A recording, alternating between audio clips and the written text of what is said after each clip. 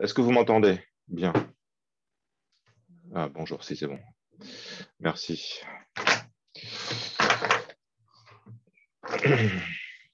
Alors, au programme. Alors, je fais mes cours sur le tableau blanc maintenant. J'ai commencé à faire ça en langage formel, ça marche bien. D'accord. Donc, au programme, on va faire, donc, comme d'habitude, un peu de génie logiciel, un peu de Java. Le génie logiciel, là, ça va être comment réaliser les associations. On a vu les associations la semaine dernière. On va voir comment réaliser les associations en Java. Concrètement, comment ça se passe? D'accord.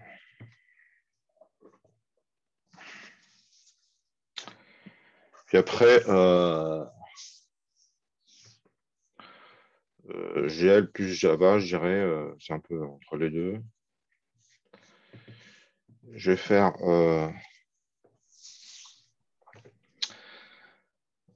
les contraintes, spécifier des contraintes.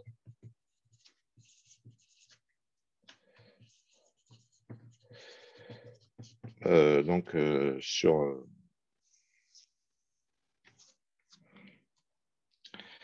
et dans ce cadre-là, je vais considérer en particulier le cas des nombres complexes, où je vais passer plus de temps là-dessus. Un exemple.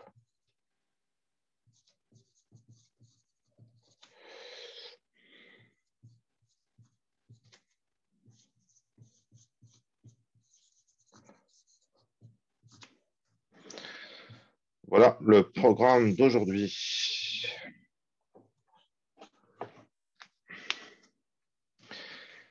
N'hésitez pas à m'interrompre si vous ne comprenez pas quelque chose. C'est un cours interactif, c'est pas un film. Donc, dans les documents du support de cours que m'a légué mon précédent, il y a donc tout un morceau sur comment réaliser les associations en Java.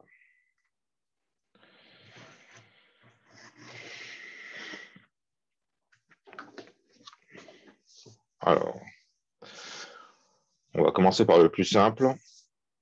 Le cas d'une association unidirectionnelle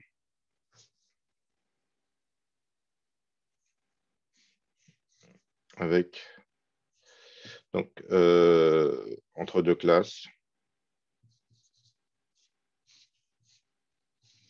Donc une classe A qui utilise une classe B. D'accord?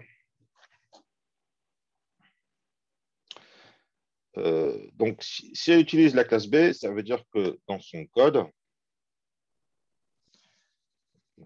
eh ben, quelque part, elle déclare comme attribut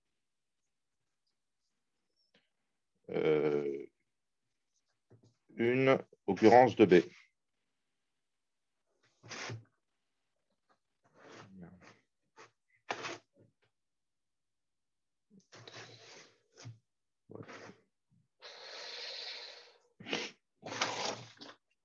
Alors, la bonne façon de faire quand on déclare un attribut, c'est de le déclarer privé. D'accord. Et elle va créer l'occurrence de B dans son code de création à elle. D'accord. Donc, ça veut dire quoi? Ça veut dire que ce sera la seule à pouvoir accéder directement à B, puisque B est privé.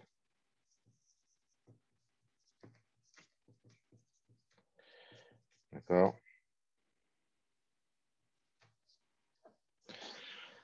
La classe B, quant à elle, il n'y a rien à dire dessus, parce qu'elle ne peut pas accéder à. Donc, on peut la laisser carrément vide, d'accord? On a besoin de préciser. Donc, A peut accéder à B. Alors, c'est une flèche pleine. Une flèche vide, c'est pour faire de l'héritage. Et B ne peut pas accéder à A. Et A a un seul exemplaire de B qui est un attribut. Okay. Ça veut dire qu'on met un 1 ici. Et comme B est privé à A, il n'y a pas d'autre occurrence de A qui peut accéder à B. Ça veut dire que B est pointé dessus par un seul 1. Il y a donc aussi un 1 ici. D'accord? Il y a une seule occurrence de B dans le A. Il y a un seul A qui pointe sur B. D'accord? Le 1 qui est ici, ça concerne le nombre de trucs de l'autre côté de la flèche. Hein. Ça, c'est toujours du mal à me repérer.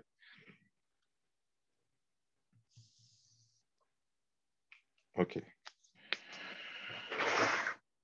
Ensuite, le cas suivant, c'est quand il y a une étoile. Bon, maintenant, considérez le cas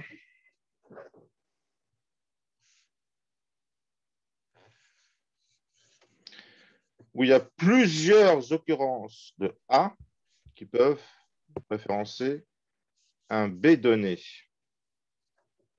Ah, ça veut dire plusieurs l'étoile. Hein. Il y a toujours un seul A qui peut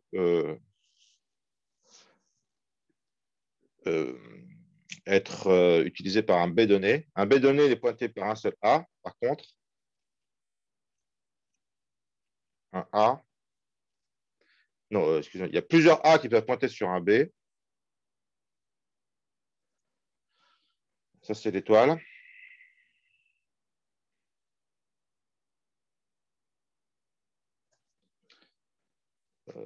Par contre, pour un B donné, il y a juste au maximum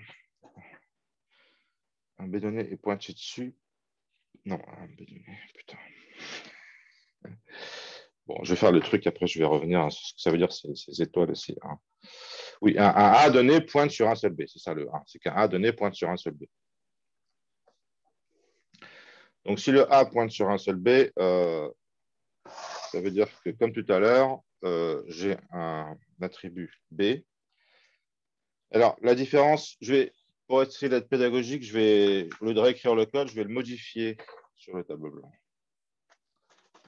D'accord. Donc, cette fois-ci, il faut que le B soit passé dans la procédure de création de A. D'accord? C'est-à-dire qu'ici, je vais passer un B. D'accord? Du coup, je vais pas. Je vais. Alors, ouais, je ne l'appelle pas B parce que c'est. Bon, si je peux l'appeler B. Hein. Et du coup, ici, au lieu d'avoir new B, j'ai le B qui est là. Je peux l'appeler BB pour être sûr de ne pas me confondre. D'accord? BB, c'est le paramètre qui est passé. Et j'ai this.b qui est mon B à moi. D'accord?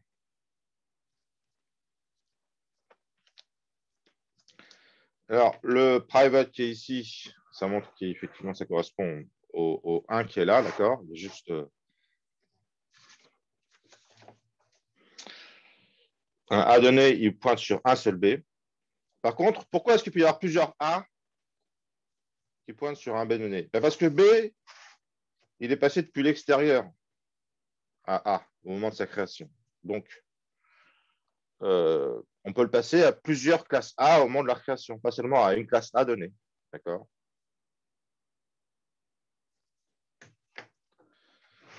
On obtient ce schéma-là. C'est rien d'extraordinaire, mais je trouvais que ce cours était bien parce que ça met le point sur les i, d'accord? Ça fait la relation entre les associations qu'on a vues la semaine dernière et qu'on va voir pendant le TP et du Java. Enfin. Donc, c'est toujours unidirectionnel. Donc, ça, c'est unidirectionnel, unidirectionnel. Et c'est aussi, il y a la flèche. Hein. unidirectionnel. Et enfin, le dernier unidirectionnel, c'est le schéma. Le schéma. Bah, je vais le faire en vert. Celui-là, j'aurais dû le faire en bleu parce que ça apparaît en bleu. Le dernier unidirectionnel, c'est le schéma où on a deux étoiles, une étoile de chaque côté.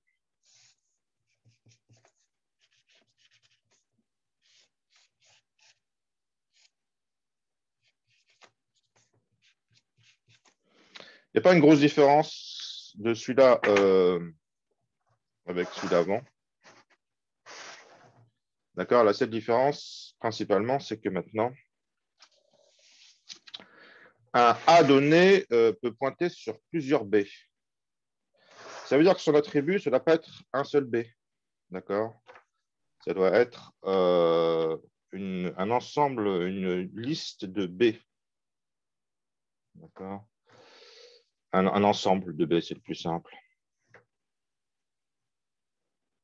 Alors, je peux mettre ArrayList, mais là, observez l'élégance. J'en profite pour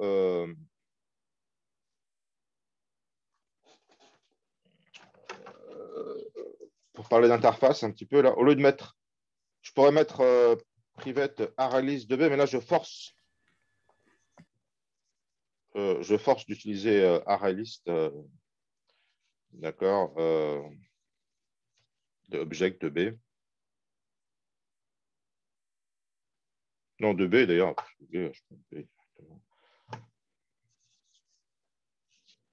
Alors, je mets avec un S parce qu'il y en a plusieurs. Mais c'est plus élégant d'écrire ensemble. Monsieur, Oui, l'étoile, en gros, ça correspond à un ensemble ou pas? oui, plusieurs. Plusieurs? Plusieurs ensembles? C'est la multiplicité. Plusieurs occurrences. Plusieurs B pour un A. L'étoile D'accord, ici, ça veut dire qu'il y a plusieurs A pour un B. d'accord. Et l'étoile ici, c'est plusieurs B pour un A. Plusieurs du machin qui est juste à côté pour le machin à l'autre bout. Un seul du machin qui est juste à côté, un seul B pour chaque A. Plusieurs. Et en général, l'étoile se traduit par ensemble, par défaut. D'accord. Vous allez voir ça en TP aussi. D'accord. Donc, je peux écrire ici, entre parenthèses, ensemble. Là, j'aurais pu le faire en bleu, parce que c'est le corrigé en bleu dans le truc. Hein. J'aurais pu le faire en bleu, celui-là. Peut-être un peu plus clair. D'accord. En bleu, c'est les modifs qu'il faut apporter. Vous avez le support de cours sur le campus, hein, vous pouvez le lire en même temps. Donc ça correspond au bleu qui est là. Ah, j'ai fait des associations la semaine dernière. J'ai précisé l'histoire de multiplicité. Hein. Euh, donc, je l'ai écrit si vous voulez. 1 égale une seule occurrence. Je vous remercie de m'interrompre. De l'objet proche,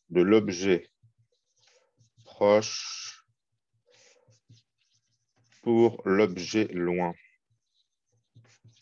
D'accord. Proche, je suis à côté. Étoile.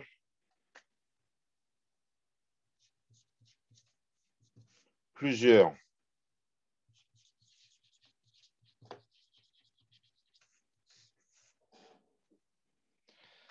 occurrences de l'objet proche pour l'objet loin. Alors, pardon. Donc, en général, on verra ça en TP aussi. L'étoile se traduit par ensemble, par défaut. Étoile traduit par ensemble.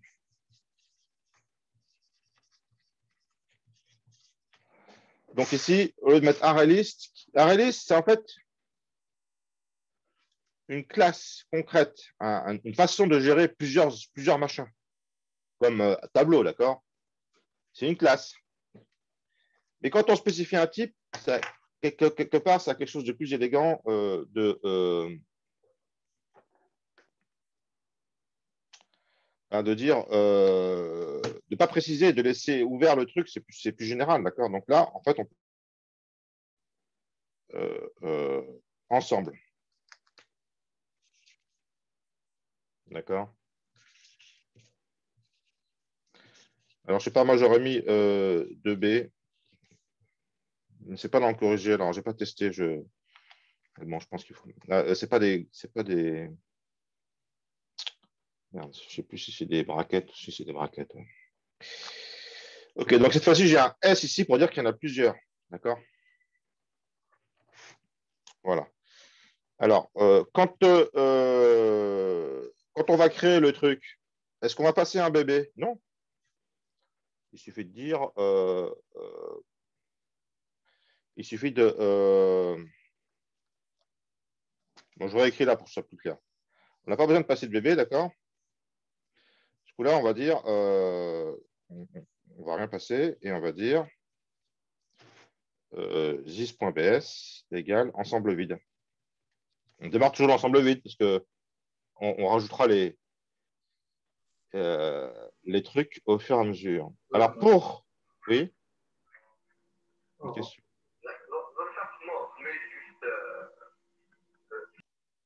Alors, mon co-host, il ne fait pas mute all, sinon s'il fait mute all, il me mute moi aussi. Il faut aller chercher le gars qui parle ou leur lui dire. Enfin, en général, il comprend vite, ils s'arrêtent tous. Ouais. Donc là, par contre, il faut dire, au moment où vous créez ensemble vide, va falloir que vous disiez c'est quoi, comment il est implémenté ce set, d'accord, à cet endroit-là. Fatalement, au niveau du vide, il faut préciser les choses, d'accord. Donc, en général, donc ça c'est donc ensemble vide, parce qu'il n'y a rien dans les parenthèses, d'accord. Si on voulait mettre des éléments dedans, il faudrait mettre des trucs dans les parenthèses. Il n'y a rien au départ. Donc H7. On fera un TP là-dessus, ça sera plus clair. Hein. H7, c'est un ensemble qui est implémenté avec une table de hachage. On calcule une clé de hachage pour les éléments et on s'en sert pour les retrouver rapidement. C'est assez compliqué, mais en même temps, c'est tellement... c'est très élégant, c'est quelque chose de très général, suffisamment pour que ça nous motive pour qu'on fasse un TP, rien que sur cette notion de clé de hachage. D'accord. C'est la façon efficace d'implémenter des ensembles. Donc au début, on crée des ensembles vides, mais ensuite, lorsqu'on voudra rajouter des B pour un A donné, d'accord, on fera ça dans un second temps en déclarant une méthode add. On permettra d'ajouter des éléments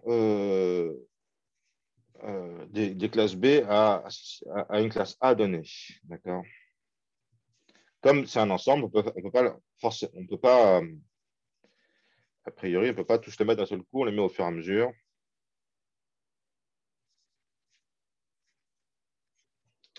D'accord. Et qu'est-ce qu'il fait, ce truc-là? Eh bien, il va les ajouter dans le set avec la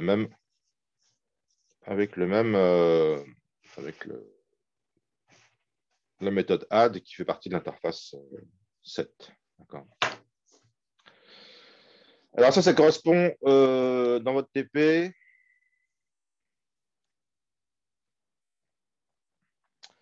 Ça correspond, enfin pas tout à fait, hein, mais parce que c'est bidirectionnel. Non, non. Dans votre TP, vous avez le graphe,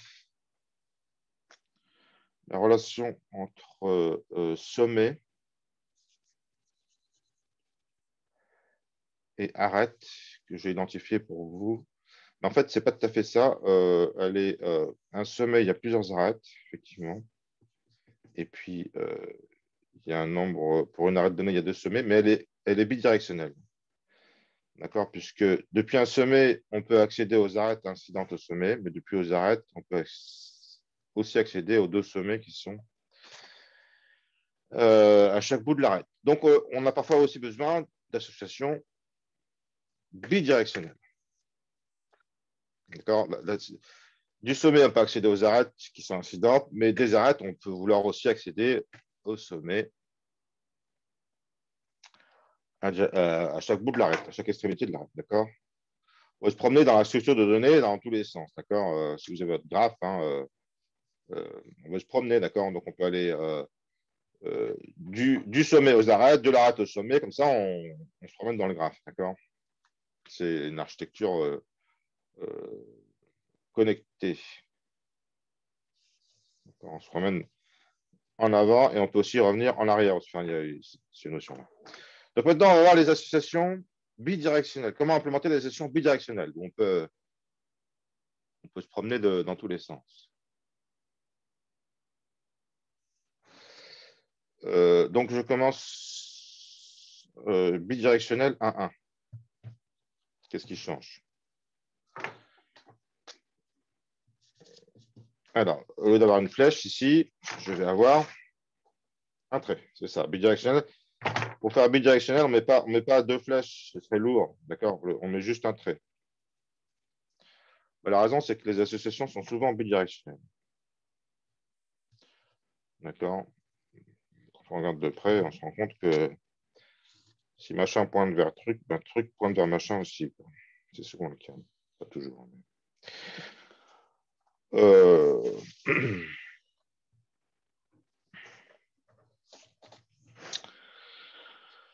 Alors, vérité 1, donc on a l'objet A pointe vers B. OK.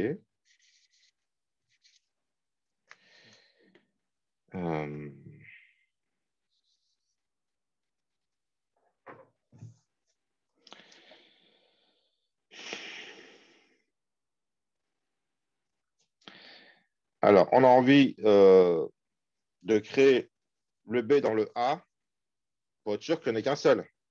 D'accord? Ce n'est pas utilisable depuis quelqu'un d'autre. Ça paraît logique. Donc, on veut créer le B dans le A. Mais on veut aussi que le A pointe, que le B pointe vers le A. Donc, il faut lui passer. Je mets en noir ce qui est nouveau là. Et je lui passe là, je lui passe moi-même. Moi-même, c'est 10, d'accord? Donc, A, quand il crée B, se passe lui-même, alors qu'il n'est pas encore construit. Hein. C'est déjà un peu plus abstrait, d'accord?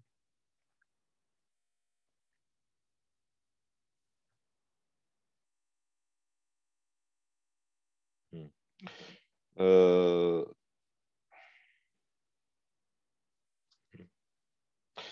Alors, ce coup-là, on n'a plus les classes B qui sont toutes simples. Hein.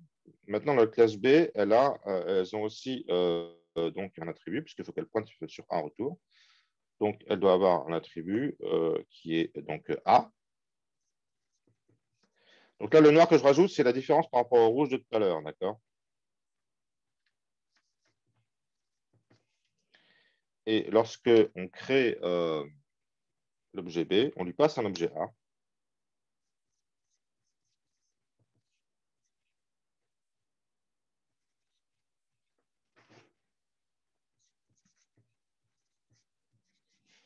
Et qu'est-ce que fait la création? Ben, ça le range. Je vais l'appeler AA aussi, cet objet. Je vais l'appeler AA. AA. Et qu'est-ce qu'elle fait? Ben, elle range AA dans A. 6.A égale à 10.A égale à A. Voilà pour ma création. Une accolade fermante. Et je ferme l'accolade de ma classe. Bon, je me suis un peu pris le plancher du tableau blanc là. D'accord, donc comme au moment où on crée B, on passe soi-même, ben B peut utiliser soi-même l'occurrence de A qui est en train de se construire pour la ranger dans son attribut A. Du coup, elle pourra pointer sur son A, le A qu'il a créé. Monsieur, on respecte tout le temps la même structure? Précisez votre question. Dans le sens où bah, on fait la première classe d'une des deux extrémités, puis ensuite la deuxième avec tout le temps le même schéma avec private de l'autre, public de soi, et ensuite le 10 points en question. Oui, on peut dire oui, on respecte. Bon, d'abord, le fait qu'on crée une classe après l'autre, c'est obligé, on ne peut pas créer deux en même temps, hein. C'est bien un Mm. ordre qui se fait. Alors, ça peut être. Donc là, il y a une dissymétrie qui se crée, mais on peut justement, dans le corrigé que j'ai, on peut faire les choses dans l'autre sens. Là, A est créé avant B, mais on peut réécrire le même code en avançant B et A, et les deux codes peuvent coexister, puisqu'on peut avoir un constructeur de A sans rien, un constructeur de A avec B, un constructeur de B sans rien, un constructeur de B avec A, d'accord? On peut avoir plusieurs constructeurs pour une classe, hein. D'accord. Et juste une question, le new B majuscule 10, 6, euh, ouais, oui. j'ai pas compris le 10 en fait. Mhm. Enfin, à lui tout seul en Bah, tout je cas. vais vous le faire, je vais vous le faire sur le recto, non sur le verso. On est en train de créer la classe A. D'accord? On a fait new A. D'accord?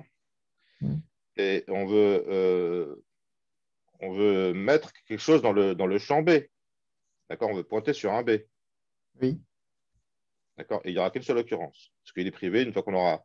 Comme c'est nous qui le créons, il ne peut pas y avoir d'autres occurrences. Il n'y a que nous qui connaissons l'existence de ce B. C'est ça le principe. C'est pour ça qu'on crée B dans le constructeur de A. D'accord? Mm. Oui, mais le B aussi, il faut qu'il soit pointé par A. Mm.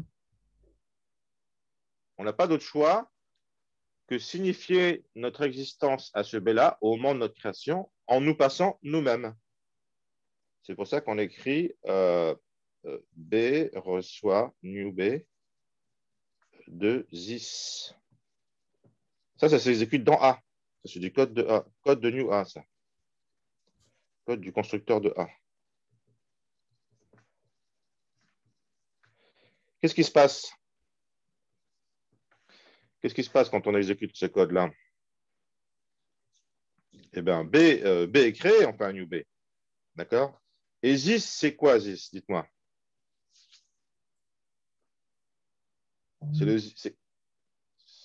C'est un pointeur vers quel objet? Vers le nouvel objet B. Non. C'est du code qui est dans le constructeur de A, donc c'est un pointeur vers, Ah, oui, vers l'objet de A qui est en cours de construction. C'est assez abstrait, si vous voulez, parce qu'on n'a même pas fini de construire l'objet A, on est en train de le construire. mm, Mais la zone mémoire, elle, ça, c'est une zone mémoire, ce rectangle-là, toujours. C'est des trucs. Là, je peux mettre, comment dire, un A. Je vais l'appeler 1A, d'accord? Je le souligne, c'est un objet. Imaginez que c'est un objet, non plus une classe maintenant. mm, Au moment où on exécute cette instruction, B reçoit new B de 10, on a déjà alloué la zone mémoire. Je sais pas, mettons que ça fait, s'il y a juste B, il va y avoir juste un byte, d'accord? Quelque part dans la mémoire, il y a une zone qui est réservée, c'est une adresse, d'accord?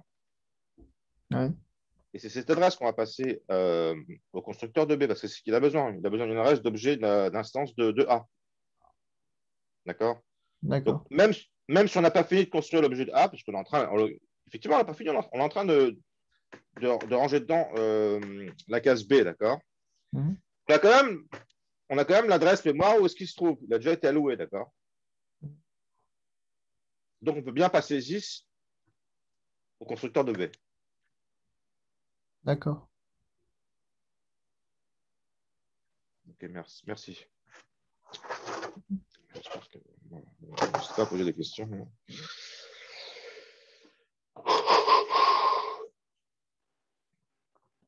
Alors, je vais peut-être changer de truc, sinon ça va être trop surchargé, hein. Donc là, j'ai fait bidirectionnel à 1. Maintenant, je vais faire bidirectionnel étoile 1.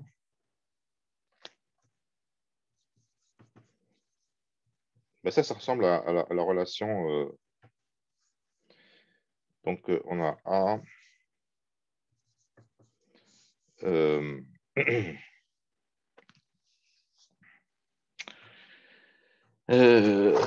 Bidirectionnel, il y a plusieurs occurrences de B pour un A donné. Par contre,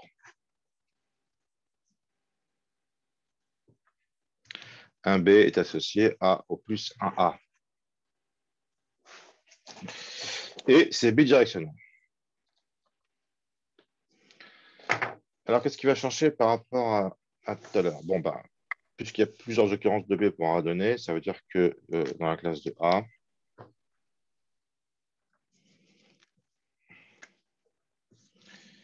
comme tout à l'heure, on a un ensemble de B pour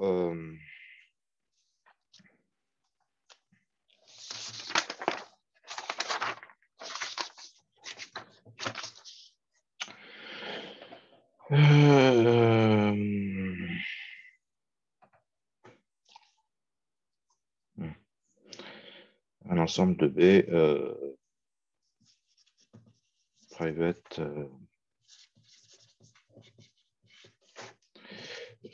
pour stocker tous ces B-là. D'accord.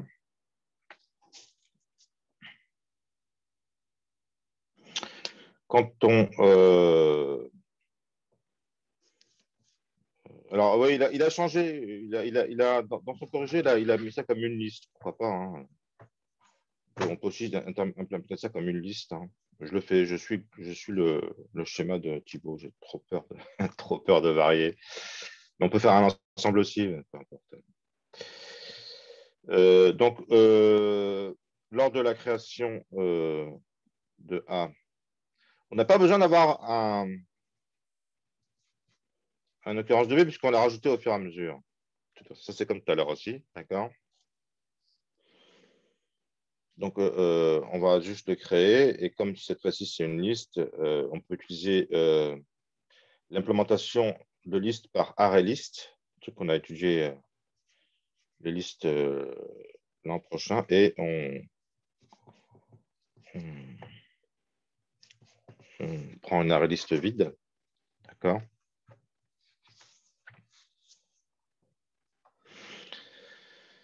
Alors,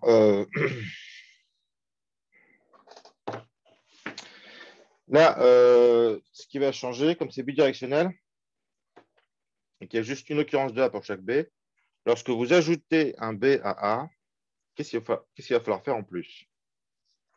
Tout à l'heure, quand j'ajoutais un B dans la liste des A, je me contentais de le mettre dans la liste. D'accord? Je faisais juste gis.bs.add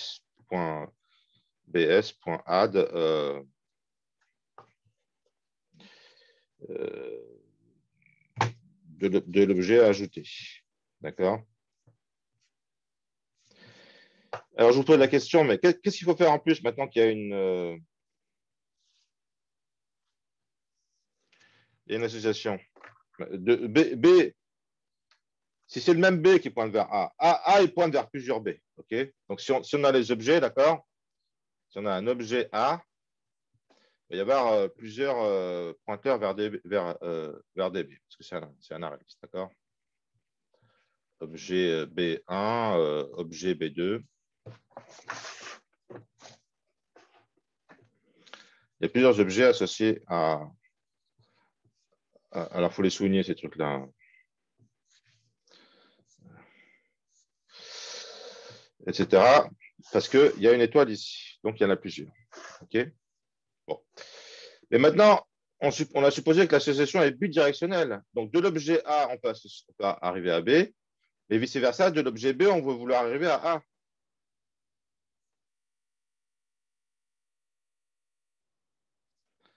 Donc, qu'est-ce qu'il va falloir rajouter dans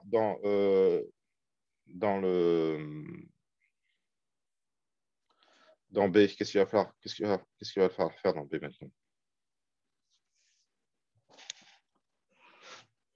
Qu'est-ce qu'il faut faire d'autre? Il faut que B puisse pointer sur A. Dans la classe B, il y a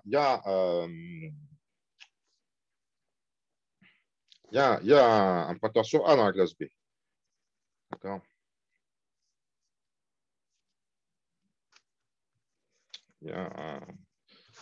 il y a un attribut vers A.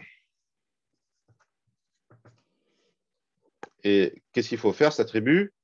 Quand un objet pointe sur B, il faut le faire pointer sur l'objet qui pointe sur nous. Donc, le code qui est nouveau, maintenant, ça va être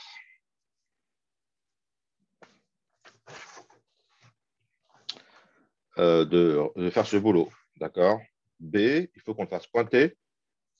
Comme le champ A il est private, il faut appeler une méthode sur B et lui dire « Ah, mon cher B, ben, tu vas pointer sur moi. » Et une fois de plus, on passe 10.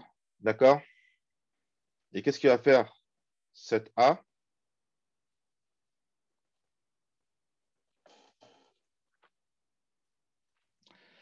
Eh bien, il va mettre A.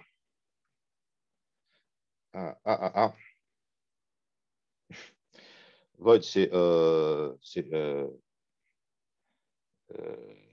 7A. Donc, on lui passe un objet A. D'accord? Qu'est-ce qu'il va faire? Ben, il va mettre A. Il va tout simplement écrire A. Alors, on lui passe AA. A égale AA. On peut mettre 10.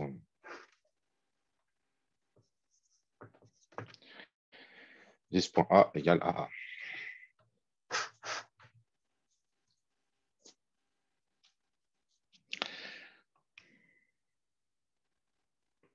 Là, il y a un truc qu'il faut faire gaffe, c'est il y a une embrouille, c'est qu'avant, il peut se faire que cet objet B était pointé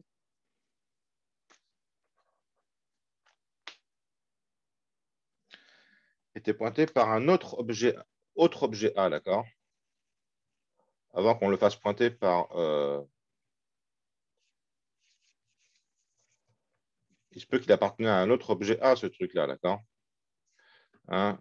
Et donc, on l'a fait... merde. Il se peut qu'il appartenait à un autre objet A. On le fait pointer vers objet A. Et on lui dit, ben oui, positionne ton attribut A vers moi. Oui, peut-être qu'avant, il le faisait pointer sur un autre objet A.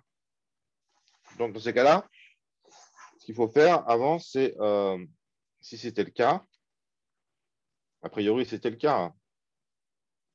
Enfin, ben, il faut l'enlever.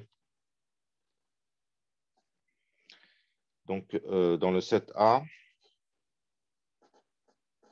il va falloir faire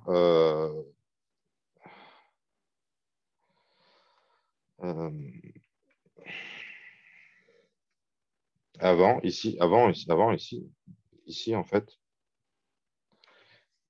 Oui, ici, il faut faire this point A point remove B.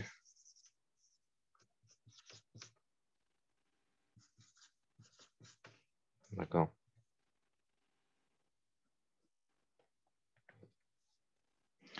Et alors, il faut casser ce lien, il faut que celui-là, il casse son lien, d'accord. Sinon, il va pointer vers un objet qui est déjà pointé par un autre. D'accord. Et comme il n'y a qu'une seule occurrence de A pour chaque B, il ne peut pas y avoir deux A qui pointent sur le même B. C'est clair, là, il y a des questions? Ça, c'est un peu abstrait, tout ça, mais c'est pas mal, ça vous fait. Je pense que c'est quand même intelligent de faire ça.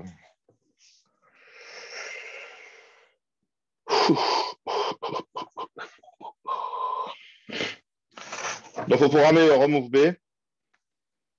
Et alors, remove B, qu'est-ce qu'il va faire, le remove B? Donc, c'est une autre méthode de la classe A. Public remove B.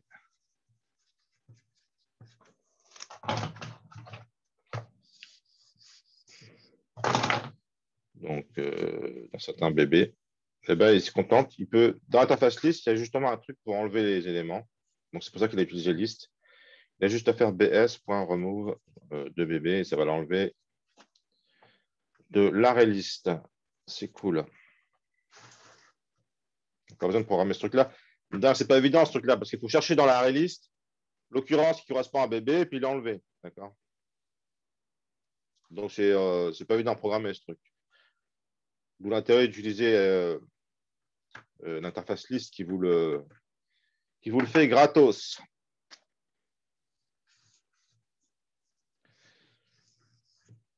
OK, donc on a fait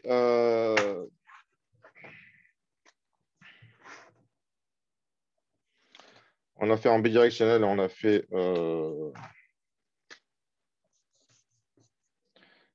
1, on a fait étoile 1.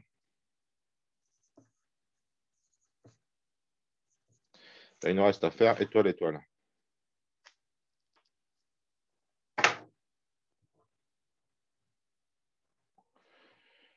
Je rechange de tableau. Enfin, ça va, je peux changer de tableau là?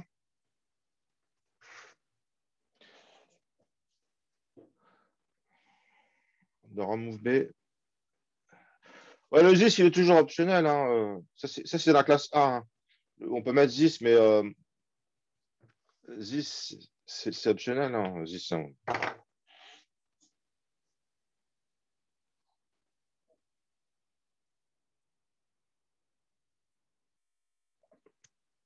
Je comprends votre question. Dans l'appel à remove B. Oui, merci.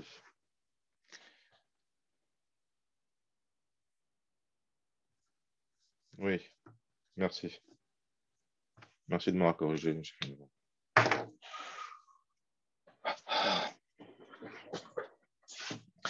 Tous ces trucs-là, ça devient plus clair lorsqu'on prend des exemples concrets. Dans l'abstrait, c'est toujours un peu délicat.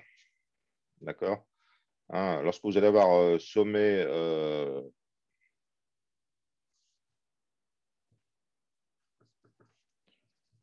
arrête dans le TP, ça va devenir clair. D'accord. Vous verrez qu'effectivement, quand on crée une arête, il faut l'ajouter à chacun de ces deux sommets. D'accord. Dans la liste des arêtes associées à chacun des deux sommets. Ça se fait dans l'autre sens, j'ai l'impression. C'est en l'occurrence, ça peut se faire. C'est pas obligé qu'on fasse ça dans le sens-là, ça se fait dans l'autre sens. Dans le TP, on crée une arête et l'arête va chercher le sommet et lui dit bah ajoute-moi quoi. D'accord.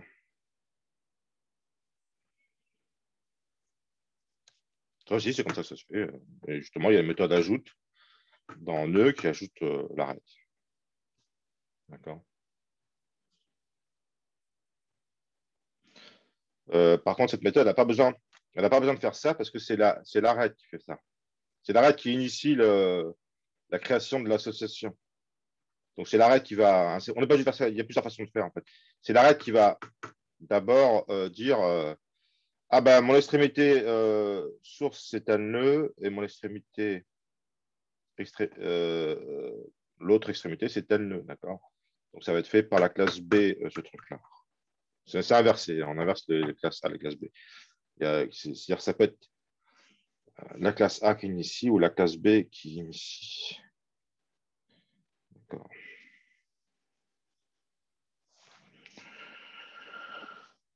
Ok, ok. Bon, ok.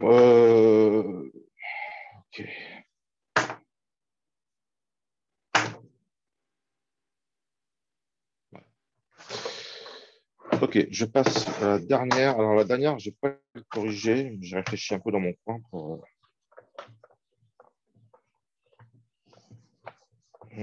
Ce Thibault l'avait laissé en exercice. Donc, si on veut maintenant faire ce truc-là, ben là, c'est symétrique en fait. Hein. Qu'est-ce qu'il faut faire?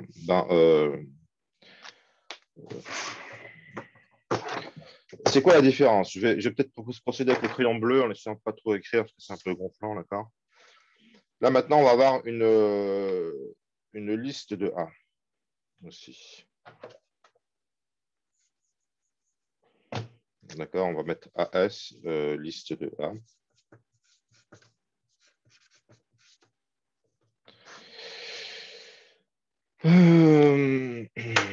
Alors, si on suppose que c'est A qui est in ici,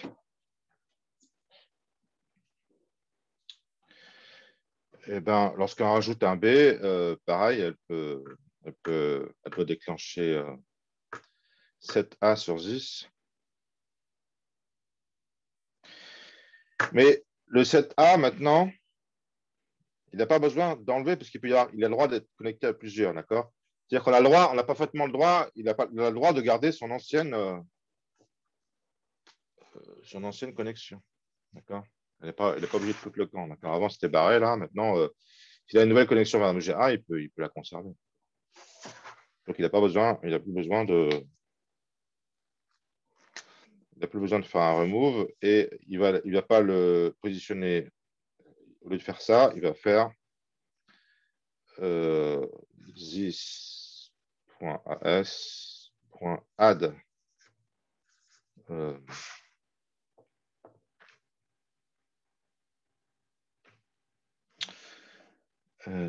de AA.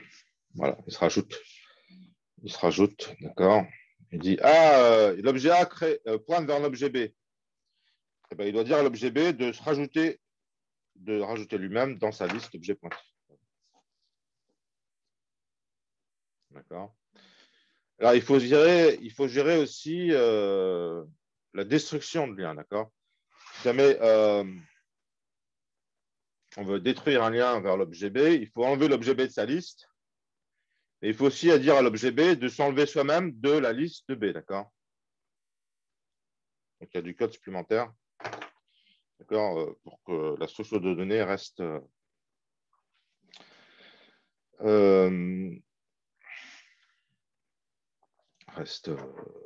cohérente. Ok, des questions sur ce que j'ai raconté? Ça va? Donner le choc. C'est plus clair quand j'explique, c'est moins. C'est pas. Comme je débute dans le truc de faire court, hein, je vous mets tous les supports que j'utilise, je vous les mets dans. Et que j'ai, hein, je vous les mets dans le campus, que vous puissiez les lire en même temps, d'accord, que moi je parle. Comme ça.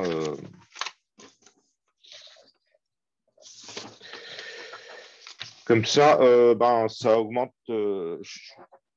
On est dans des conditions difficiles, on est à distance, je ne connais pas. Enfin, je fais le maximum pour essayer de faire en sorte de vous aider. Hein. Voilà.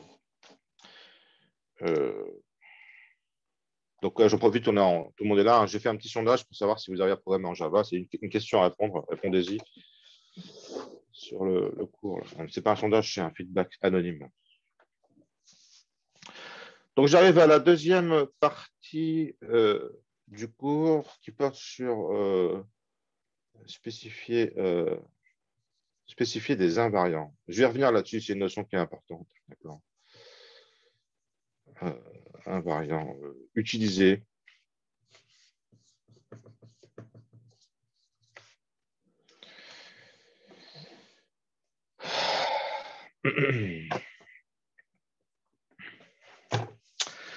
D'abord, voilà, spécifier et utiliser des invariants. Donc, alors, dans les diagrammes UML,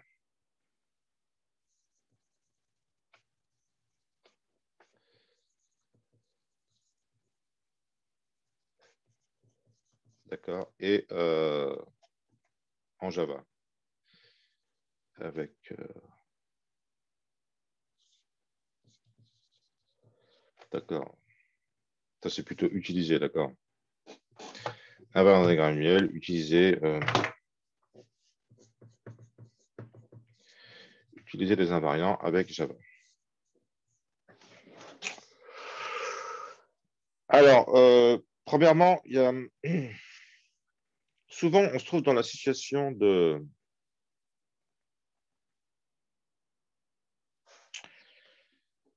pour ça, je prends l'exemple de noms complexes tout de suite. Hein. Je vais commencer par le cours de Thibaut qui parlait des noms complexes. D'accord.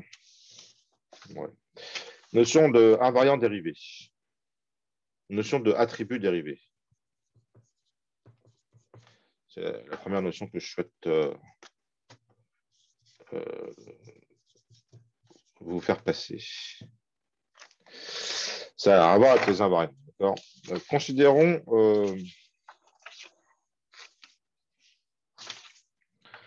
une classe complexe, non complexe. D'accord. J'ai utilisé non complexe comme exemple simple pour les doubles licences. D'accord. Donc, qu'est-ce qu'il y a comme attribut dans non complexe? Il y a une partie imaginaire, que je peux appeler im, qui est un réel. Je mets float.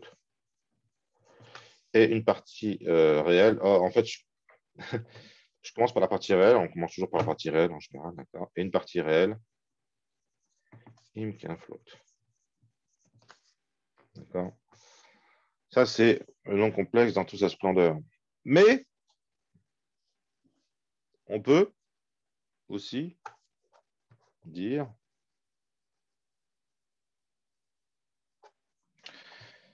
que dans le non complexe, il y a le module que je pourrais appeler, bon, dans le corrigé, l'appelle rho. J'ai gardé la notation parce que sinon, le module et θ, l'angle, d'accord, qui est aussi un float.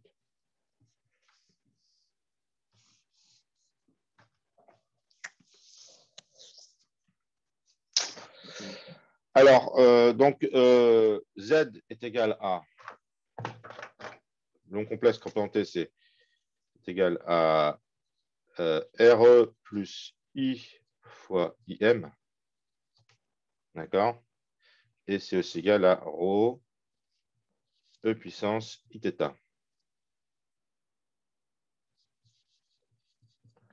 On peut écrire ça rho E Iθ.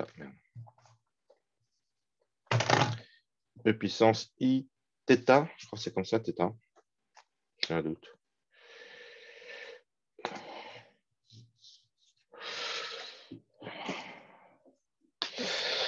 Donc, il existe deux représentations de nombres complexes, d'accord?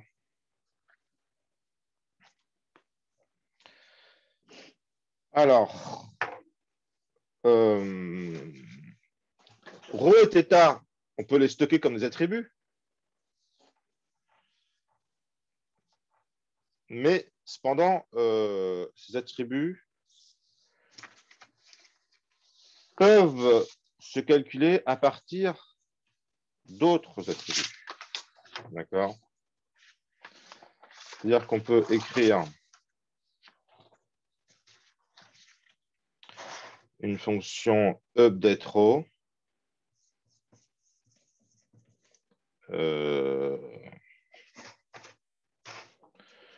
row qui va dire row égale racine carrée SQRT de re fois re plus im fois im, d'accord? Puis on peut aussi écrire update θ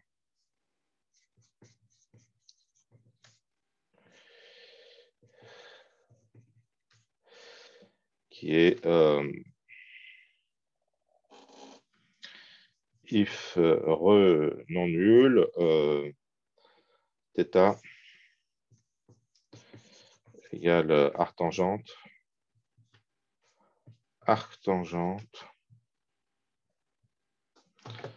I sur R. Ouais. Il faut écrire math. Comme c'est dans la bibliothèque de maths, c'est un exemple de fonction statique, ça, dans toute sa splendeur, hein, arctan. Elle est statique parce que c'est une fonction utilitaire. Bon, une façon simple de présenter les fonctions de classe et les fonctions statiques, c'est les fonctions utilitaires. C'est une grande catégorie de fonctions de classe, d'accord? Donc, on écrit math pour dire le module où c'est défini, d'accord? Mais elle ne dépend pas d'un objet, cette fonction. La tangente, c'est toujours la tangente. L'arctangente, c'est toujours l'arctangente, d'accord? Else θ égale 0. Donc, pi sur 2. Math, toujours math, point pi sur 2. OK. Donc, on peut calculer ρ et θ à partir de ρim. Donc, ça, qu'est-ce qu'on dit à ce moment-là? On dit que ces attributs sont des attributs dérivés. On les écrit avec une barre oblique devant.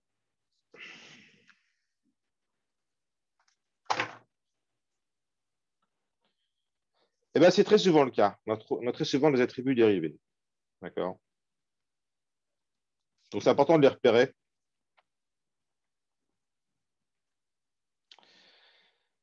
Alors, faut-il les représenter comme des attributs ou pas? Donc, il y a plusieurs solutions. Alors,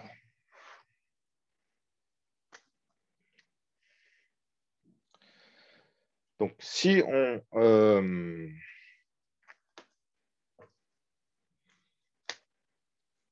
on choisit de les représenter comme des attributs dérivés, parce qu'on pourrait aussi choisir de les représenter par des fonctions. La fonction qui renvoie le module d'un complexe, c'est la fonction qui renvoie l'argument d'un complexe. D'accord? Donc, les attributs dérivés, voilà, c'est ça que je pourrais dire. Hein.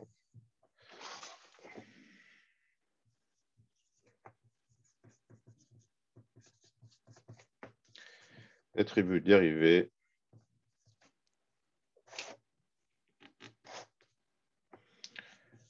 pourraient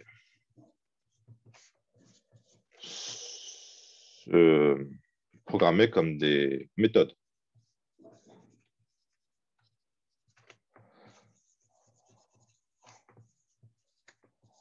à la place d'attributs. D'accord?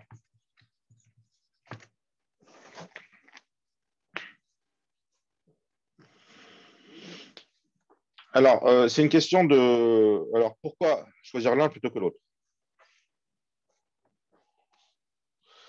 Donc, un autre exemple d'attribut dérivé, hein, c'est dans liste chaînée, par exemple. Dans liste chaînée,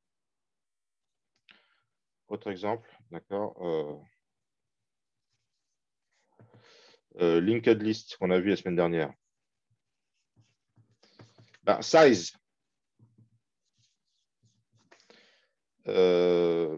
Ça pourrait être. C'est implémenté comme un attribut.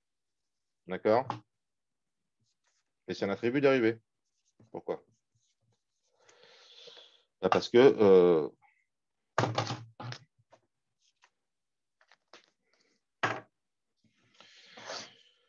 on peut recalculer la taille.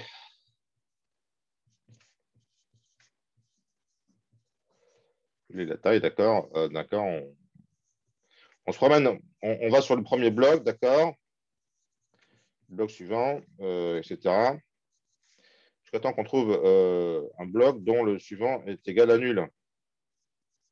D'accord? Quand on trouve un bloc dont le suivant est nul, on déduit ah ben la taille, c'est le nombre de blocs que j'ai parcouru. Seulement, c'est un coût. D'accord, égal O de n, ben, O de la taille. Pour calculer la taille, ça coûte la taille, si vous voulez. Donc, on se dit, ah ben,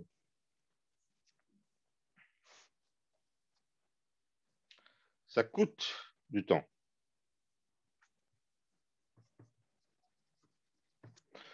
Oui, dans une application où sans arrêt on demande la taille de la liste, ça fait un peu suer de à chaque fois reparcourir toute la liste. Hein, imaginez par exemple, vous faites une bête boucle pour y allant de 1 à taille. Si vous avez programmé ça comme une méthode, à chaque itération de la boucle, il faudra reparcourir toute la liste. C'est nul, quoi.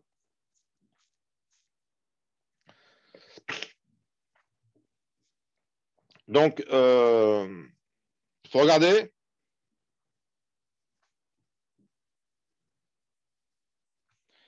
Si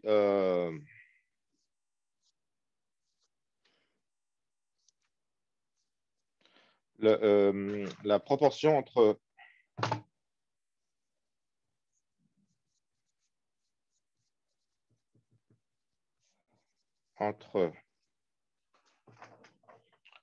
le nombre d'appels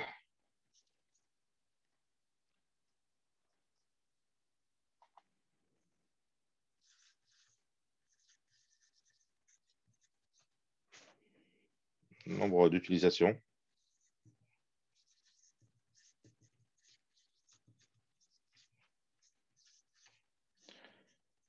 du calcul.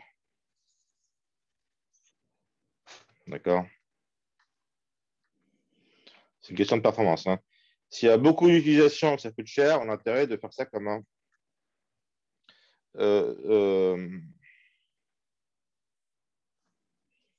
Oui, alors, en fait, oui, en fait, le coût du calcul est le nombre de mises à jour nécessaires.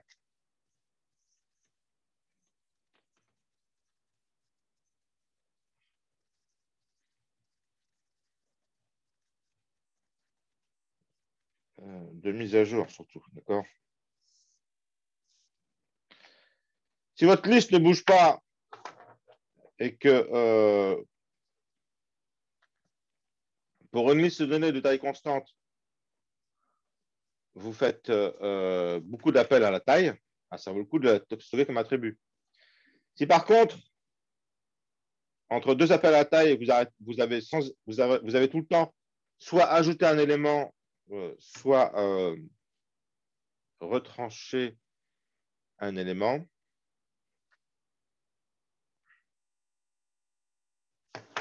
ben, il faut voir. Il faut voir. Si vous faites beaucoup de manip de liste et que c'est une fois tous les 15 jours que vous gardez la taille, ben, ce n'est pas la peine de stocker la taille. Parce que finalement, il y a une troisième solution, qui est la solution qui est assez claire dans le cas de la liste, et qu'on l'a fait en fait. D'accord? C'est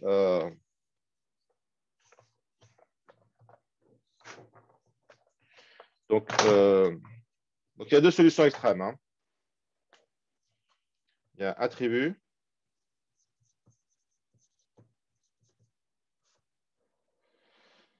Non, mais fonction. Mais oui, en fait, non. Ce que je voulais dire, c'est que méthode. C'est les deux solutions. Non, il n'y a pas de solution. Il y a méthode. Enfin, s'il y a des solutions. Il y a une troisième solution qu'on va voir ensemble maintenant. Mais ce qu'il faut voir, qu'est-ce que ça implique quand on déclare comme attribut, c'est que quand l'objet est modifié, il faut le mettre à jour.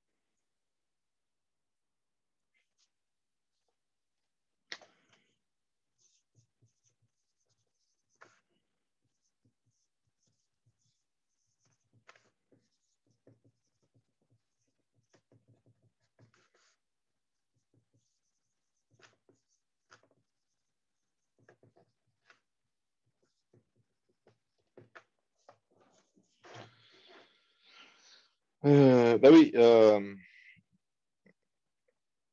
Alors, l'histoire de mise à jour, c'est important, surtout dans le cas de liste. Alors, dans le cas de complexe, d'accord, si vous modifiez la partie imaginaire, il faut mettre à jour, il faut calculer. Donc, pour les nombres complexes, d'accord, mettre à jour, c'est recalcul. Mettre à jour, c'est mettre à jour, c'est recalcul from scratch, d'accord? D'accord. Si on fait si on déclare une fonction set partie imaginaire, set im qui de merde de float i, d'accord, qui modifie la partie imaginaire, qui donc fait im reçoit i, d'accord. Et ben à côté de ça, il va falloir refaire un update row. Mais c'est pas un update, c'est compute. Non, bon, d'accord, c'est ça que je voulais dire. Bon, je l'ai marqué update row et update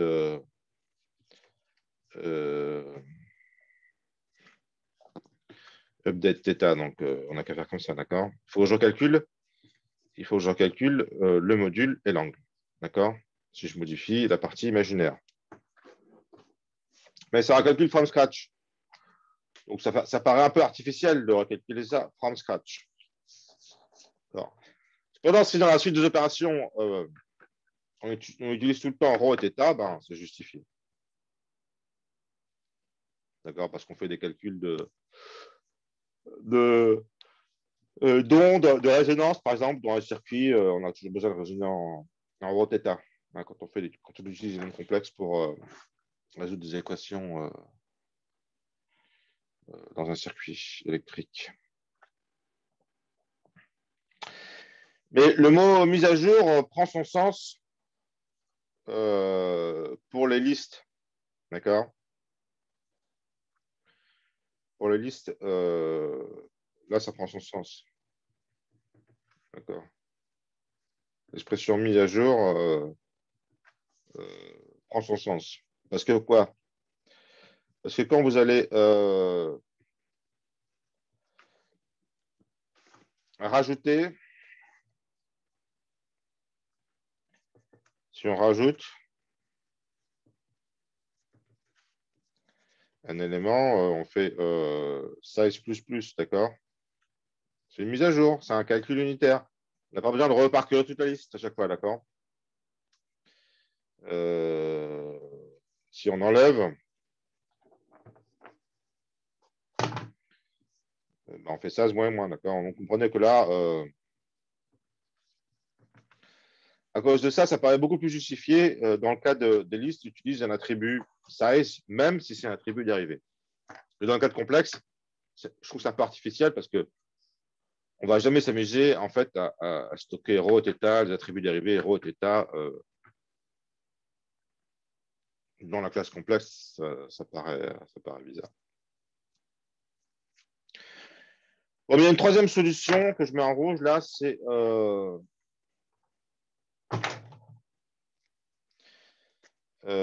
d'avoir un booléen need update, utiliser un booléen need update.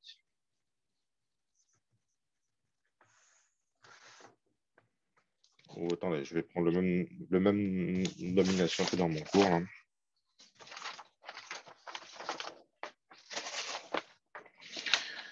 Donc, vous pouvez utiliser un booléen carte. Voilà. C'est pas ça, c'est pas ça. Non, mais change. Un booléen change que vous mettez à vrai lorsque donc au début change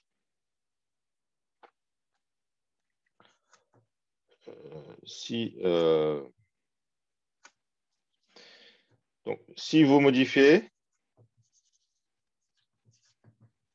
avec par exemple septime, on modifie la partie imaginaire, d'accord? D'accord. Vous gardez la trace, vous mémorisez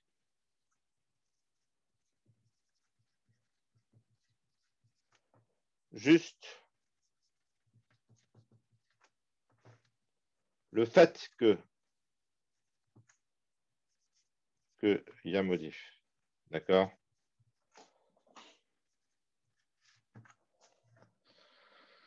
D'accord? Vous avez une variable booléenne change.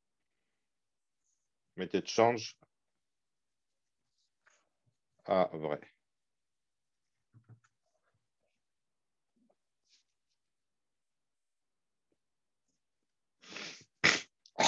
Ça, c'est une troisième boultonne. Ah, pardon.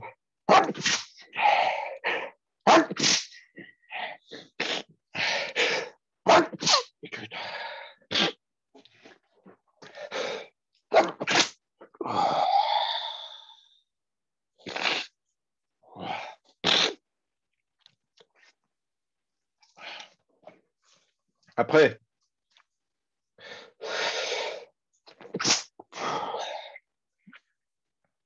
si vous voulez accéder à...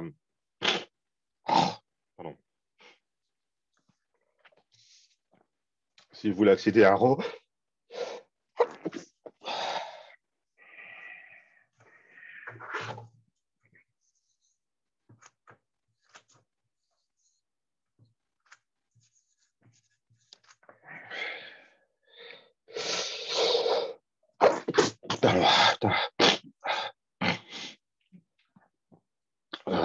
donc c'est un float.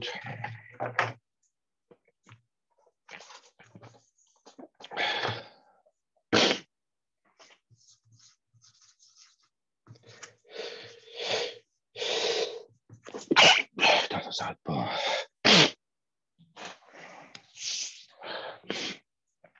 Eh bien, si vous avez si vous n'avez pas mis à jour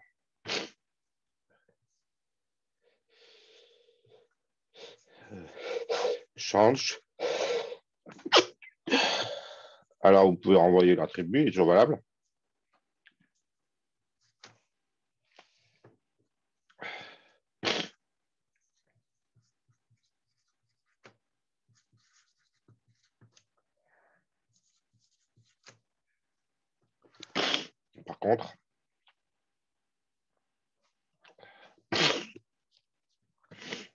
Par contre, si le module 1 a été, si le complexe a été modifié, alors vous mettez à jour row.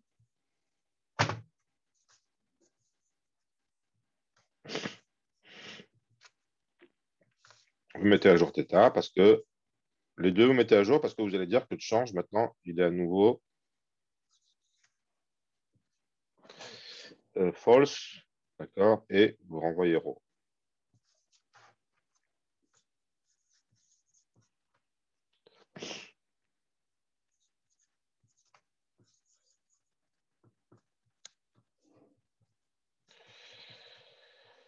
Voilà, donc c'est une troisième solution intermédiaire à mémoriser.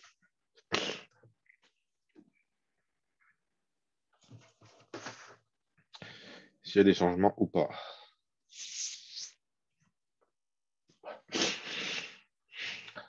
Dans le cours de M. Thibault, il y a aussi, il en profite pour parler des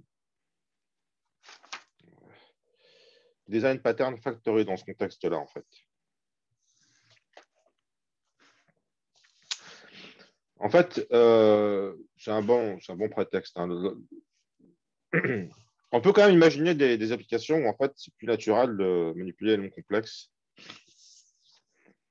avec un angle et un module qu'avec une partie réelle et une partie imaginaire. Comme je disais tout à l'heure, dans le cas des... Si on fait des circuits RLC électroniques, on aura plutôt envie de manipuler les complexes comme ça, d'accord. Donc on a envie de créer des noms complexes directement avec un angle et un module. Donc comment faire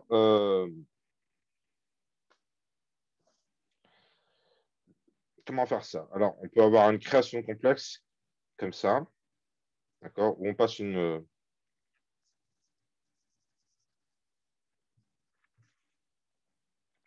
deux floats, d'accord, F1 et F2.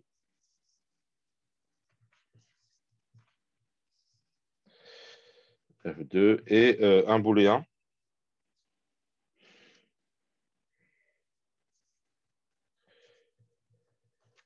Carte. D'accord. Et le booléen va servir à déterminer si on rentre en coordonnées cartésiennes. D'accord.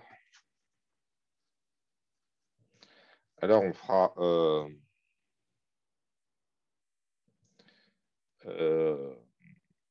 re égale F1, im égale F2. Et puis, change égale true à la limite. Hein.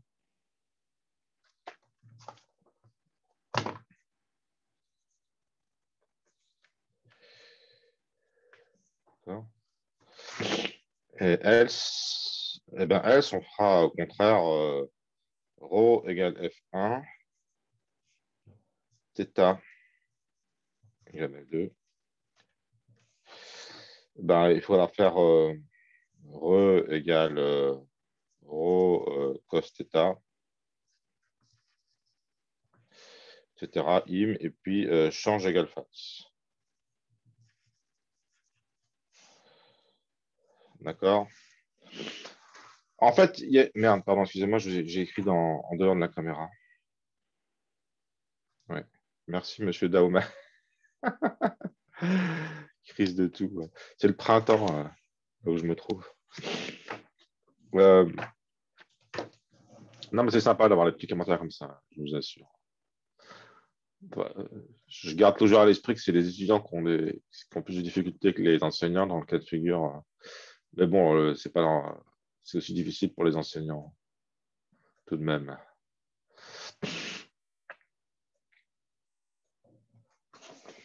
Donc, ça, c'est une sorte d'arnaque. Hein. C'est pas élégant, mais parce qu'en fait, il y a une sorte on utilise une sorte de hasard qui est que dans un cas comme dans l'autre, bon, c'est pas un hasard peut-être, hein, dans un cas comme dans l'autre, il faut deux flottes. Dans un cas, c'est la partie réelle, la partie imaginaire. Dans l'autre, c'est le module, il est positif et l'angle. Mais ça tient, c'est un gros bricolage, d'accord. Ça ne se ferait jamais en pratique, je pense. Bon, peut-être que si, remarque. Hein. Peut-être que si. Mais en pratique, là, ça c'est bon, c'est comme un bricolage, je pense. Hein, bricolage, je l'écris, d'accord. Bricolage. J'écris pas que c'est un bricolage honteux, mais je pense qu'on pourrait l'écrire. Mais bon, comme je suis quelqu'un d'assez comment dire, timide, puisque je débute dans ce business de cours là de Java. Je n'ose pas trop imposer mes vues. Mais c'est quand même un bricolage. Je pense que Thibaut sera d'accord. En vrai, si on veut faire ça proprement, il faut utiliser ce qu'on appelle les méthodes de factory.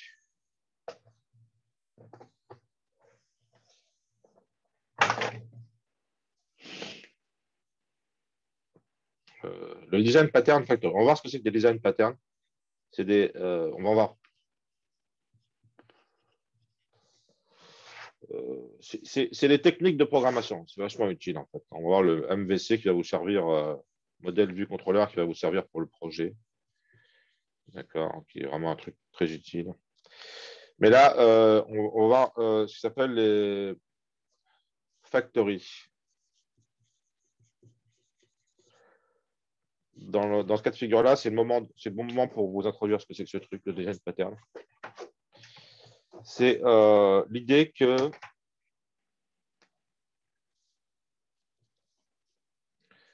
plusieurs méthodes pour créer.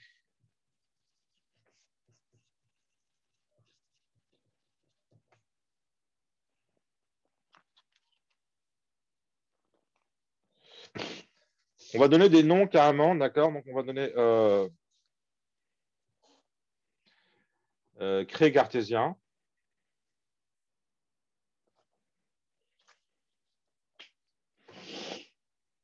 On a envie de faire ça, d'accord. On a envie d'avoir deux méthodes de création.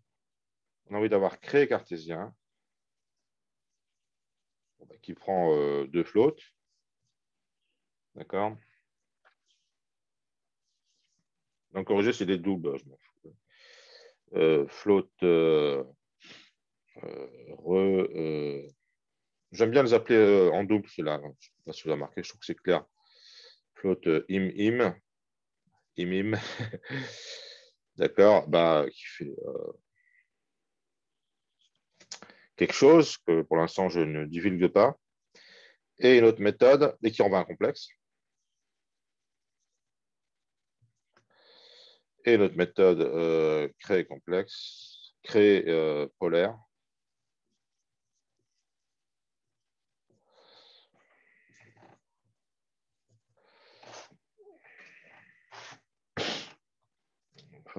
Donc, Roro, tété. Roro, tété. Téta, c'est un peu long à écrire.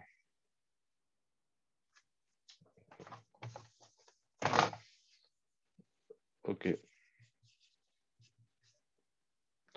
Bon, j'écris pas ce qu'elles font. Alors, mais les deux, ce qu'elles font qui est commun aux deux, c'est que elles vont appeler un certain complexe, d'accord?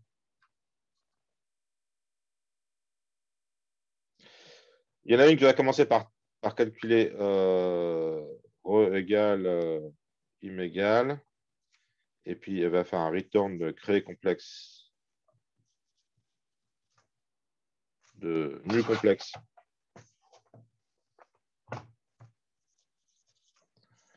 nu complexe de re-im. L'autre, elle peut directement faire ce truc-là, d'accord? Retourne de créer complexe, de nu complexe, de imim. Mais le constructeur lui-même, en fait, alors ça, c'est ce qui est hyper important, pour ça que je le mets en vert, c'est que ces deux fonctions, c'est des fonctions de classe statiques. D'accord? C'est des fonctions de classe. Donc, il faut mettre le mot-clé statique devant. Vous aurez des questions sur ce que c'est que des trucs statiques au partiel. On n'a pas fait beaucoup de ces trucs-là en TP, mais vous en aurez des questions. Il faut quand même que vous compreniez ce que ça veut dire. Et le constructeur lui-même est déclaré en private. Ça, c'est important de comprendre aussi.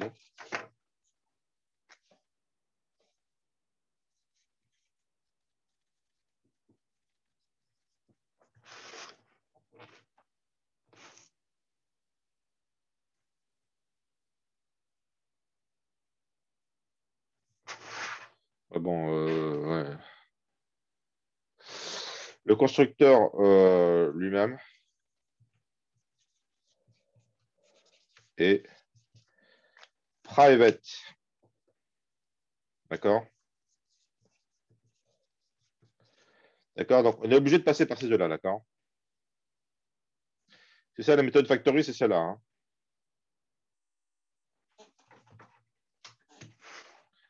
Il y a la méthode créer complexe avec des cartésiens et créer avec des polaires. Et pour forcer, d'accord? Pour forcer que donc on écrit donc private complexe. Je mets un private devant le truc créer complexe. J'ai tout effacé. Là. Private complexe. D'accord. Float. Refloat im. Le constructeur d'origine est déclaré en private. Donc ça force de passer par là. Ça oblige de passer par les factories. Alors, ce nom de factory, j'ai mis du temps à comprendre, je ne suis pas sûr d'avoir compris, mais en fait, c'est usine. Factory, c'est usine à objet, parce qu'en fait, on peut faire ça très intelligemment. On peut mettre beaucoup d'informations là-dedans. Là, tout ce qu'on fait, c'est de calculer l'angle et la partie réelle, la partie imaginaire à partir de l'angle du module. Mais on peut mettre beaucoup de choses, c'est très élégant et ça permet de construire des objets facilement. Hein. C'est donc une sorte de factory, usine. C'est une sorte de fabrique d'objets faciles, d'accord? Hein. Dans le constructeur lui-même, on met du code. Voilà. Donc, qui dit, c'est un peu ça s'introduit bien cette notion-là dans le cadre d'attributs qui sont redondants, qui sont dérivés. Si les attributs dérivés représentent une autre façon de spécifier l'objet. D'accord. Par exemple, mais ça se retrouve souvent, ça. Quand vous voulez, par exemple, dire c'est quoi un carré, vous pouvez donner le centre du carré et le côté. Là, vous pouvez donner le coin supérieur gauche et le coin inférieur droit. Là, vous pouvez donner. Voilà. Souvent, il y a plusieurs façons de représenter un même objet. Pour finir ce cours, j'ai encore 4 ou 5 minutes là. Est-ce qu'il y a des questions sur ce que j'ai raconté là?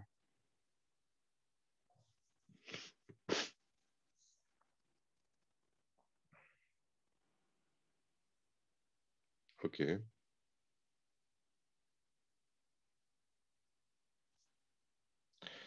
Oui, modèle vue contrôleur. Donc, ce pattern-là, ce design pattern, on va le voir en détail. C'est le seul qu'on va vraiment voir en détail. Parce qu'il sera crucial pour votre réussite, la réussite de votre projet ou en interface graphique. le truc pour faire la clé pour pouvoir réaliser des interfaces graphiques simplement. Du genre celle qu'on a vue pour faire des mineurs et les rennes, mais quand même plus compliqué. D'accord.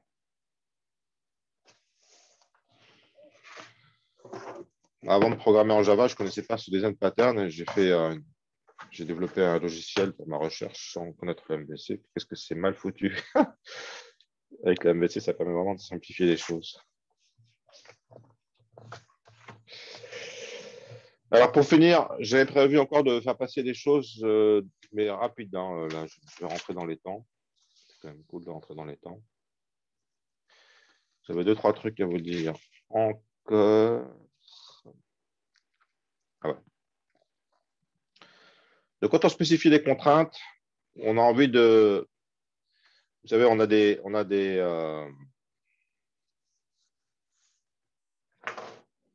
Je vais revenir un peu à.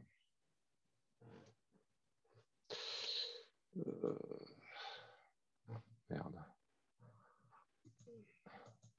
Ouais.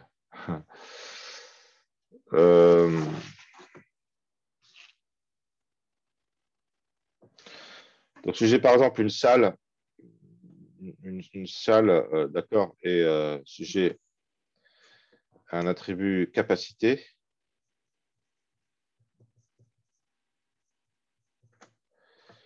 d'accord, et si dans ma salle, j'ai j'ai une relation participant-occupant, d'accord, qui repère les gens qui sont dedans, plutôt que de dire étoile, ici, j'ai envie de pouvoir dire un truc plus précis qui est. Alors, la capacité, c'est un entier. Hein.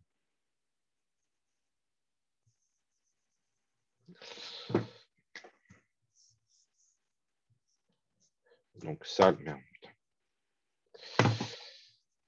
Salle, capacité, int. Ben, j'ai envie de pouvoir dire ici, au lieu de mettre étoile ici, j'ai envie de dire en fait qu'il peut y avoir entre. Excusez-moi, je vais pas dire ça, j'ai envie de dire.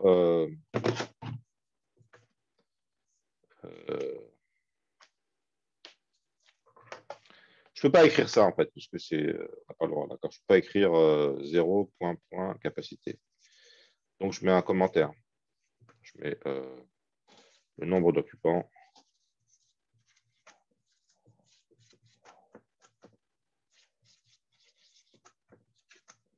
Capacité. Les commentaires en UML, on met ça dans les petits rectangles, d'accord. Je sais pas trop. Voilà, donc on a envie de compléter nos diagrammes UML avec des choses plus précises qu'on ne peut pas spécifier, donc on met des commentaires pour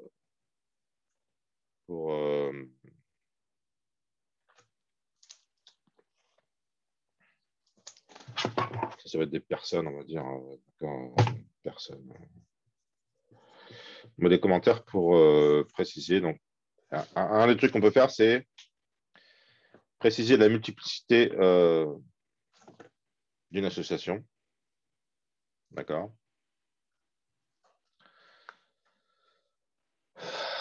Après, on peut voir des contraintes qui pèsent sur plusieurs associations. Donc, si j'ai des personnes, d'accord,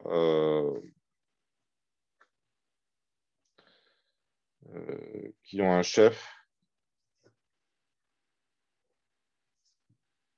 ben, ils n'en ont peut-être pas. Celui qui est il n'a pas de chef. Le chef, il a des subordonnés, il peut en avoir plusieurs, lui. Si c'est un chef, il y en a au moins un. D'accord. Subordonné. Subordonné. Subordonné. Subordonné.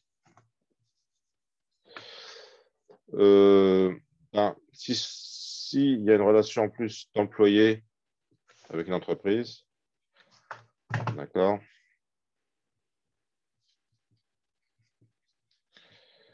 on a envie de pouvoir dire que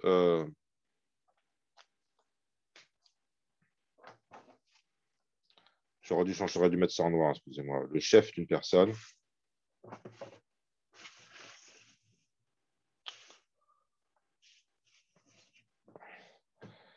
Le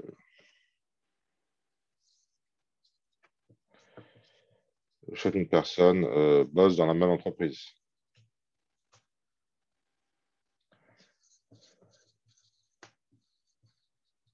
Et on ne peut pas le dire aussi avec YAML. Donc, il faut mettre des commentaires. D'accord. Hein, si on a Dupont qui bosse à IBM,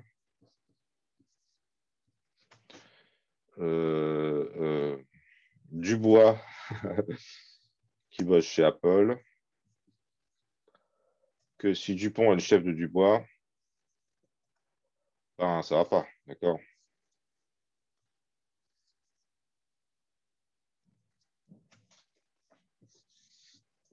Si Dupont est le chef de Dubois, il devrait aussi bosser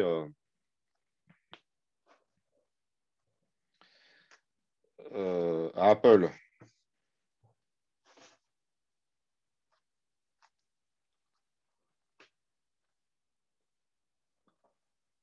Donc là, aussi, on s'en tire avec un commentaire pour préciser la sauce. Et le dernier truc qu'on peut préciser, j'ai fini. Ah merde, j'ai dépassé le 20. Putain. Bon, c'est pas grave. Quand il y a une étoile, on peut préciser si c'est. Quand il y a une étoile, on peut préciser si c'est un ensemble, un multi-ensemble, un ensemble. Et si c'est un ensemble, on peut préciser si c'est un ensemble ordonné. D'accord. Et si c'est un multi-ensemble, on peut préciser si c'est une séquence. Voilà. Donc, dans votre TP, vous avez un chemin qui est une séquence d'arêtes. D'accord. La différence entre ordonnée et séquence et 7 et multi-7, c'est qu'on peut voir répétition. Donc, si vous avez les membres d'une assoce, par exemple, une personne peut être présente qu'une seule fois. Mais si vous avez une commande de pizza, vous pouvez très bien, si vous êtes nombreux, vous avez faim, commander plusieurs fois plusieurs margaritas dans votre commande, d'accord? Il y a margarita, margarita et 4 fromages. 2 margaritas et 4 fromages. C'est pas cher les margaritas, c'est bon. Donc dans ces cas-là, ça veut dire qu'un truc pourrait être présent plusieurs fois, multi-set. D'accord? Et un chemin, c'est une séquence d'arêtes. Hein. C'est les dernières questions du TP, donc c'est une séquence d'arêtes. A priori, rien n'empêche qu'on repasse par la même arête, hein, a priori, d'accord? Donc c'est un multi-ensemble aussi, quelque part. Donc on veut les ordonner parce qu'on suit les arêtes dans l'ordre, d'accord? Donc on aura une séquence. Tandis que si c'est on peut aussi vouloir ordonner des ensembles pour plein de raisons, d'accord? Quand on veut trier les nombres, si on les ordonne, ça va plus vite. Bon, je m'excuse, je vous ai gardé trop longtemps. Je vous remercie pour votre attention. J'ai eu des pertes vers la fin, mais c'est normal. Je comprends que vous partez. Je compte toujours, je suis toujours que je vais avoir trop de temps pour dire pas assez de choses, mais j'ai pas assez de temps pour dire trop de choses tout le temps. Voilà. Bah, tout de suite, après la pause. Ah non, oui, pour mes étudiants de pile. Et pour les autres, on se voit la semaine prochaine. Bon courage pour cette semaine. Au revoir.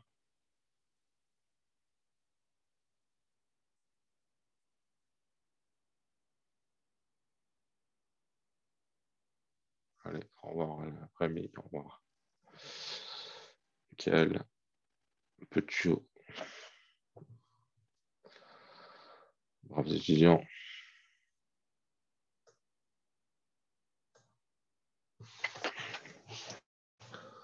Ah oui, il faut que je.